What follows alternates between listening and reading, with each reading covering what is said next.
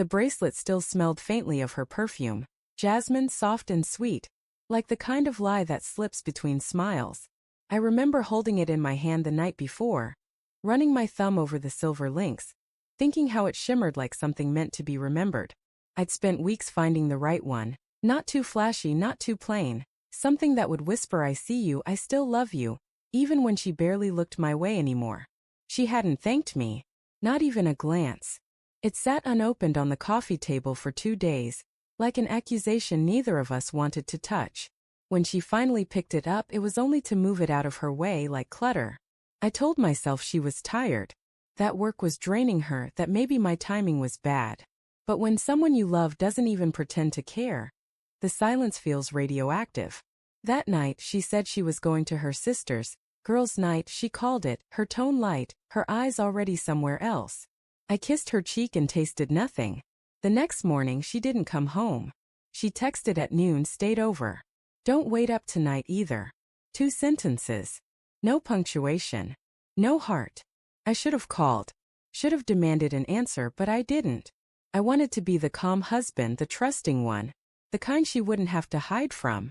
But the thing about pretending everything's fine is that it festers.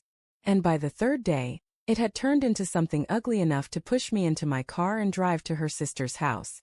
Sophie opened the door, hair still damp, robe tied loosely around her waist. She looked startled to see me. "Oh, hey, Daniel. Leah's not here," she said, pulling the robe tighter. I forced a smile. I figured. I just wanted to drop something off. She hesitated before letting me in.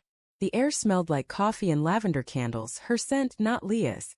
The two of them were opposites in everything.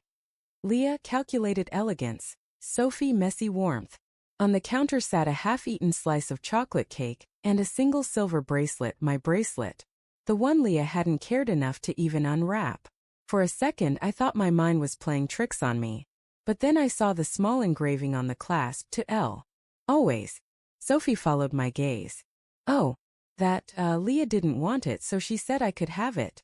She said it quickly, too quickly, like someone throwing words in front of a fire. My throat went dry. "She gave it to you?" "She didn't mean anything by it, Daniel," Sophie said softly. "You know how she is. She's..." I cut her off. "She didn't want the gift I gave her, but she made sure you wore it?" Sophie's eyes softened, pity, guilt, something worse. "It's not like that." But the tremor in her voice told me it was. The next week I tried to be normal. Tried to believe Sophie. Tried to believe anything that didn't end with betrayal. Leah was colder than ever. Polite. Distant, unreachable. We used to stay up late laughing about nothing. Now, she slept with her back to me. Her phone always face down on the nightstand. Every sound became a clue. Every text she smiled at, a knife. Then came her birthday. I didn't plan a big dinner, just a quiet evening. I bought her flowers, cooked her favorite pasta. Even played the song that used to make her cry. She thanked me, the word flat, mechanical. When I handed her a new gift, a simple gold necklace, she unwrapped it without emotion. Set it aside again. No smile. No warmth. Nothing. I waited for her to say something. She didn't. So I said it for her. "You could at least pretend." She looked up, startled. "Pretend what?" "That you still care. That this means something."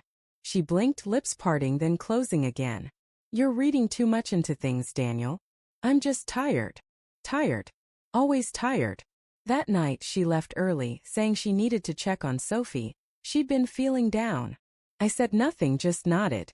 But the second the door closed, I felt the pull of something dark and inevitable. I followed her. Sophie's house sat at the edge of town, lights glowing warm against the rain. I parked a few houses away, the steering wheel slick in my grip. My heart beat so loud it drowned out the rain. She didn't knock when she arrived. She used a key. I waited. 10 minutes. 20. The light in the living room flicked off. Another came on upstairs. And then I saw them. Through the half-drawn curtain. Leah. Sophie. Their silhouettes moved close, too close. Sophie's hand touched her face, brushed her hair back. Leah leaned in, and the space between them dissolved. The kind of closeness that used to be mine. The world blurred for a moment. The rain turned into static against the windshield. My chest hollowed out. the air leaving in a broken sound that barely escaped my throat. It wasn't anger that came first. It was disbelief, pure childlike denial. This isn't real. They wouldn't. But the longer I watched, the more undeniable it became. The way Leah's body curved toward Sophie's, the way Sophie's fingers trembled against her skin. Tender. Familiar. Intimate. I started laughing softly at first, then harder until it cracked something inside me. Because what else could I do? When Leah came home the next morning, she found the gold necklace neatly placed on her pillow. Next to it lay a small velvet box. Inside was the bracelet, the same one I'd taken from Sophie's counter. She froze when she saw it, eyes wide, color draining from her face. "Where did you get that?" she whispered. I didn't answer, just watched her realize what it meant. Her voice broke. "Daniel, please." But I cut her off, calm now, colder than she'd ever seen me. "Funny, isn't it? You ignored it when I gave it to you. But now that she's worn it, you finally care." Tears welled in her eyes. It wasn't supposed to happen like that. I smiled, a small broken thing. Betrayal never is. For a long moment we just stood there, the silence thick enough to choke on. Then I walked past her, out the door, into the rain that had started again, soft, steady, like the world was trying to wash something clean that never would be. I didn't look back. Not at the house. Not at her. Because some things once seen can't be unseen. And some gifts, no matter how beautiful, were never meant to be kept.